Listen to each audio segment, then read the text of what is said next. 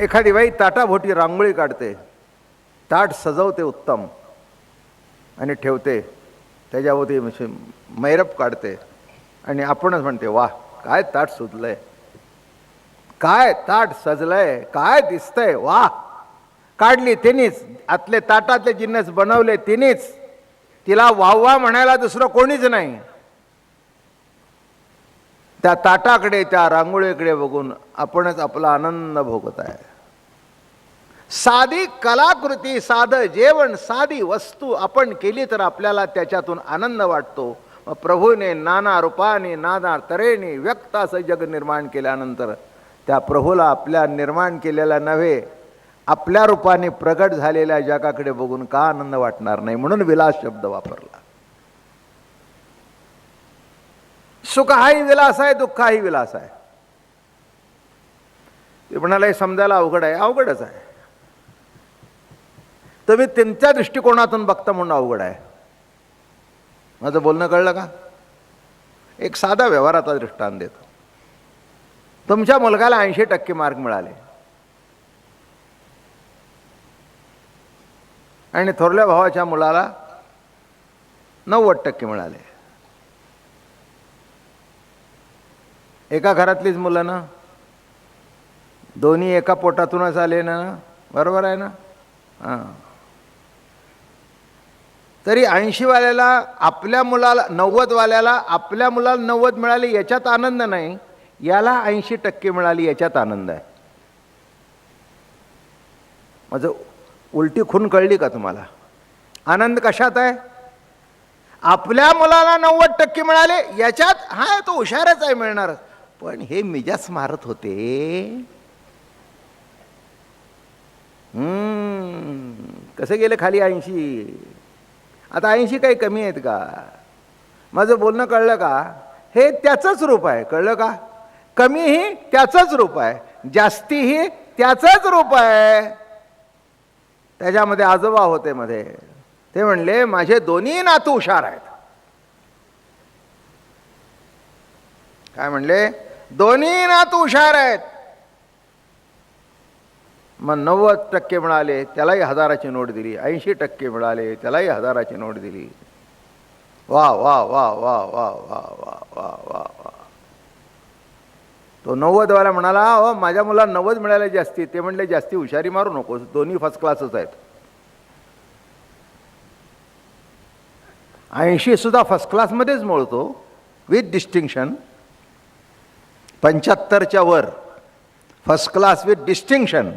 तसं तुझाही मी शिकलेलो आहे, मलाही माहिती आहे त्याच्यात एवढं 10 मार्कांनी काय कमी जास्ती होतं.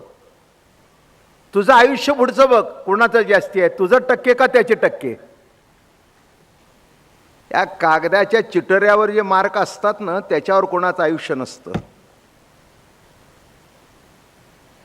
सध्या ते मार्क कसे मिळवता येतात त्याच्याकरता अभ्यासच करायला पाहिजे असं काही नाही. हे माझ्यापेक्षा तुम्हाला जास्ती माहिती आहे. पायामध्ये पादुका घालून पूजा होते, डोक्यावर किरीट ठेवून पूजा होते. असा मस्तकाला गंध लावला जातो, तसं सद्गुरूच्या चरणाला, पांडुरंगाच्या चरणाला गंध बुक्का लावून. नीट लक्षात ठेवा, शब्द असा आहे चरणतीर्थ. सद्गुरूचे तीर्थ मात्र. काय म्हणतायत? सद्गुरूचे तीर्थ मात्र म्हणजे त्याचं चरण तीर्थ. नीट लक्षात घ्या, सद्गुरूच्या चरणामध्ये किंवा देवाच्या चरणामध्ये इतकं ताकद आहे की त्याला स्पर्श झाल्यानंतर ते पाणी राहत नाही, तर ते तीर्थ होतं. म्हणून पाय तर मग खराब म्हटले पाहिजेत, त्याला तर घाण लागते, बरोबर आहे ना? पण नाही, एक काल सांगू का, दुसरा दृष्टिकोन, त्याच्यावर तुम्ही उभे राहता, त्याच्यावर तुम्ही उभे राहता. म्हणून पाय कुठे कमी आहेत अशातला काही भाग नाही. डोकं श्रेष्ठ आहे, पाय श्रेष्ठ आहे, हात श्रेष्ठ आहेत. जीवनातली जी जी अंग आहेत ती आवश्यक आहेत आणि आवश्यक आहे म्हणून परमात्म्याने निर्माण केलेली आहेत. म्हणून कोणत्याही इंद्रियाकडे, कोणत्याही कर्माकडे कमीत्वाने बघण्याची काही गरज नाही. म्हणून काल ओवी आपली चालली होती, म्हणून स्वयंप्रकाशायया आपण पे देखाव्या निमित्त हा वाचोनी नाही समा. हा स्वयंप्रकाश आहे, म्हणजे स्वतः स्वतःच्या प्रकाशाने प्रगट आहे. स्वयंप्रकाश आहे, निराळा प्रकाश नाही. असा तो पूर्वीच्या काळी आपण म्हणत होतो, सापाच्या डोक्यावर एक रत्न असायचं बरं का. मग तो बाहेर बिळातून पडताना ते रत्न घेऊन यायचा आणि एका बाजूला ते रत्न ठेवायचा आणि त्याच्या प्रकाशात तो आजूबाजूला फिरायचा. अशी कथा आपण वाचली आहे. याचा अर्थ काय? तो स्वयंप्रकाशी आहे. अर्थ काय? स्वयंप्रकाशी आहे. तसं या ठिकाणी आत्म्याला बघण्याकरता दुसरं काही लागत नाही, तर आत्म्याला आत्म्यानेच पाहावं. दृष्टांत, सूर्य उदय झालिया सूर्ये सूर्य पहावा धनंजया, तेवी माते भजावया मीच हेतू. ज्ञानोबारायांनी आपल्या तत्वज्ञानाचं नावच ठेवलं चिद्विलास.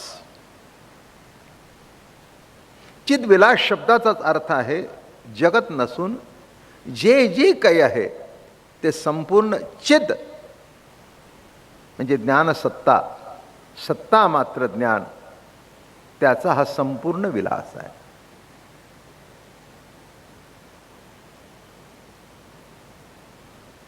जगत निराळ नसून त्याचाच विलास आहे. मग तुम्ही म्हणाल चांगलं वाईट, चांगलं वाईट मूळ सत्तेमध्ये काही नाही. जे आहे ते त्या जीवनाची आवश्यकता आहे, त्या विश्वाची आवश्यकता आहे.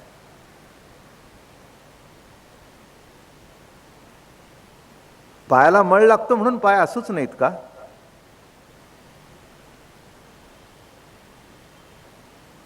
नाही का? नाही, त्याचं सुद्धा महत्व आहे हो. म्हणून तर चरणपूजा आहे. म्हणून कोणाच्याही घरी एखादी मोठी व्यक्ती गेली, साधू गेले, तर दरवाजातच त्यांच्या पायावर दूध आणि पाणी घातलं जातं. घरामध्ये गेल्यानंतर पाद्यपूजा केली जाते. असं कोणी म्हणत नाही की पायाला घाण लागते म्हणून त्या पायाची पूजा करू नये.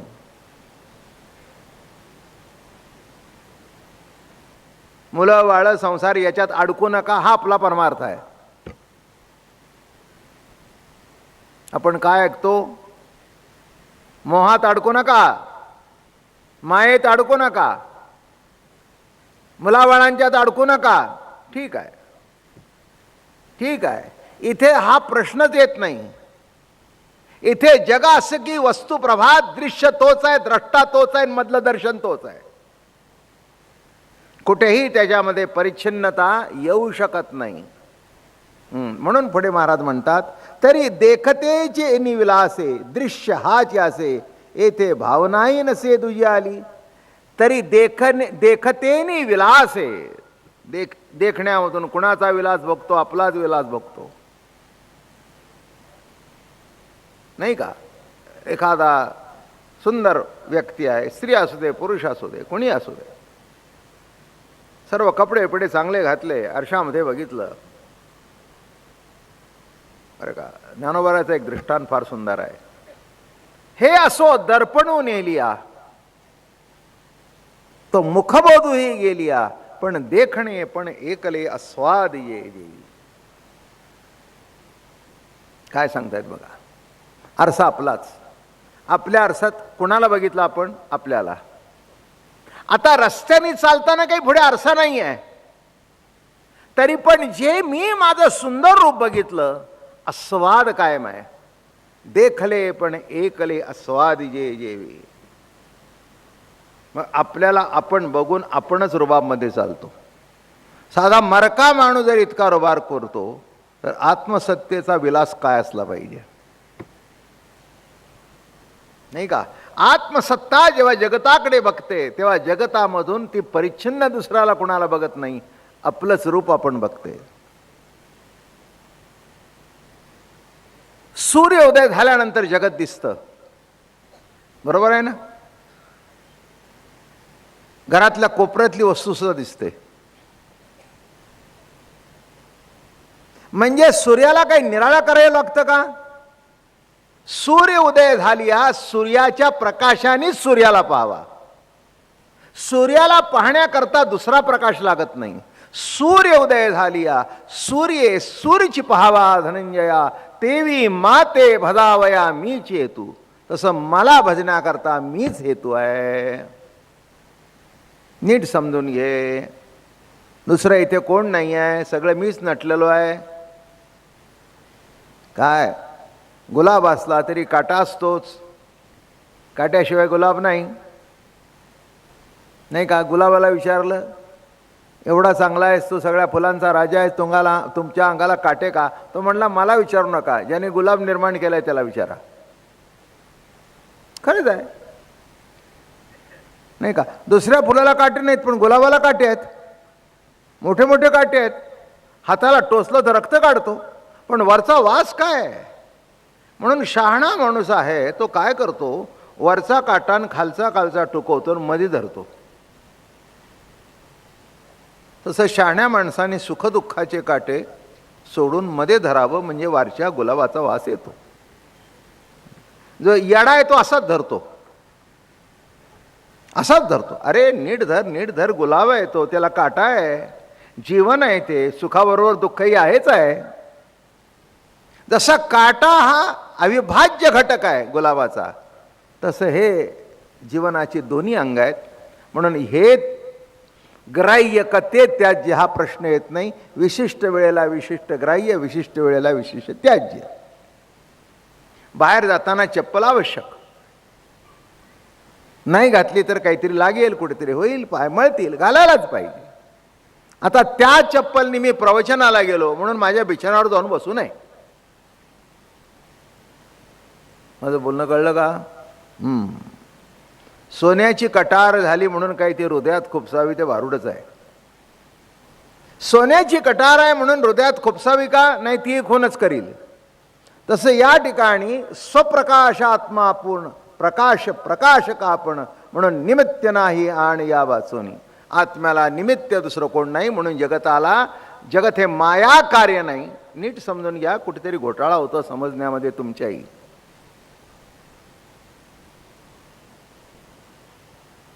माया शब्दच नाही इथे. वेदांत शास्त्र सांगताना माया शब्द वापरला जातो, पण ज्ञानेश्वर महाराजांनी अज्ञान म्हणजे मायेचा धांडोळा घेतला आणि असले तर खंडन करायचं असं ठरवलंय. हे पक्क समजून घ्या. समजत नाही म्हणून कुठेतरी घोटाळे होतात. हेच तर अमृताचा अवघड आहे. अमृतानुभव अवघड काय? कारण आयुष्यभर ऐकलेलं एक असतं आणि ज्ञानोबारायांनी टोकाचा सिद्धांत मांडला, नाही का? ज्ञानोबारायांनी म्हणून त्या उंचीवर उभं राहिल्यानंतर, म्हणून अमृतानुभवाने गवसणी जगाला घातली, पण अमृतानुभव कळण्याकरता आयुष्य खर्ची करावं लागतं. हे तितकंच सत्य आहे. कारण याच्यातला विषय असामान्य आहे.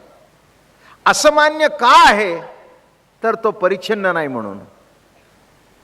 परिच्छिन्न असेल तर तिथपर्यंत जाऊन पोचता येतं. हे अपरिच्छिन्न आहे म्हणून पोचलेलोच आहे म्हणून पोचता येत नाही. भाषेतला तर्क समजून घ्या. पोचलेलो आहे म्हणून पोचता येत नाही. म्हणून आत्मा हा परिच्छिन्नपणाने जाणण्याचा विषय होत नाही, कारण तो स्वयंप्रकाशी आहे, स्वयंप्रकाशी आहे. आणि म्हणून या ठिकाणी महाराज म्हणाले, अगा देखणे मात्र जे काही आत्मा ऐसे तेज पाई, तरी ते आपण काही न देखे होय. अरे देखणे हे आत्म्याचंच रूप आहे, तर तो काय आपल्याला पाहत नाही असं होईल का? अहो हे जे देखणे काही जाणावया देखतीच नाही, आता देखील ऐसे पाई. आता मी जर सर्व ठिकाणी नटलेलो आहे, दृश्यही तोच आहे, तर आता कुणाला पाहायचं? विषय तुम्हाला नक्की अवघड जाणार. पहिली भूमिका नीट जर समजली नाही, कारण आपण कसं आहे, आपली भूमिका ही आहे, संसार वाईट आहे, त्या संसारातून मुक्त व्हायला पाहिजे, ही आपली भूमिका आहे. मुलं बाळं संसार याच्यात अडकू नका, हा आपला परमार्थ आहे.